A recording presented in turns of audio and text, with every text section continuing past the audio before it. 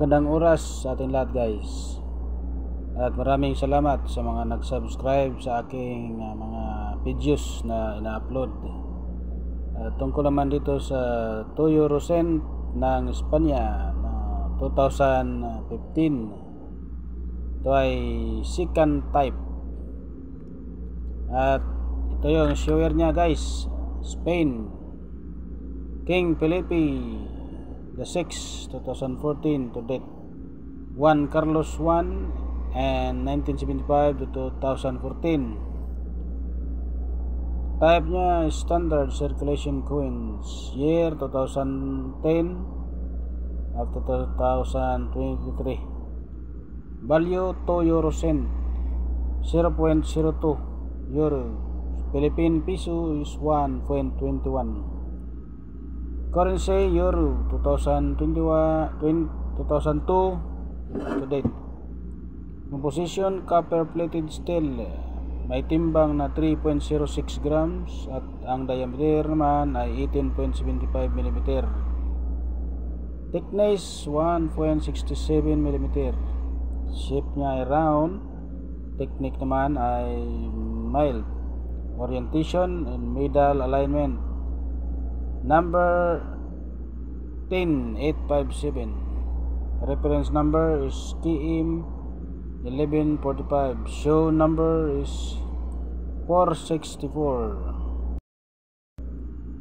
Ito yung obverse niya guys. The Cathedral of Santiago de Compostela, a jewel of Spanish Romanesque architectures and one of the most famous pilgrimage destinations in the world.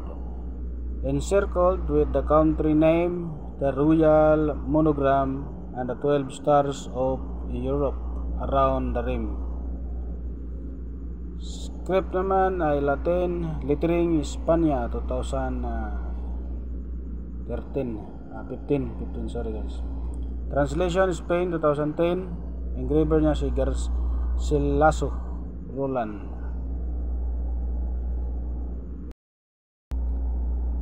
Ito naman yung reverse niya guys, ang globe next to the peace value show the Europe in relation to the Africa and the Asia. Script Latin, lettering Toyo Rosent. Engraver Loy CX. Edge smooth with groove running circumferentially around the edge of the coin. So mayroon siyang presyo dito guys sa 2015 M 30% ang nilabas nito. So mayroong good na 1.20 pesos 20 centavos. Very good, 1 peso and 30 centavos. Fine, 1 peso and 30 centavos. Very fine, 1 peso and 30 centavos. Extra fine, 1.30 centavos. About uncirculated, 1.30 centavos. Uncirculated niya ay 6.1 pesos. Mayroon siyang example na 159 million. So sa kuha naman sa 2015 insets naman only 1.1%.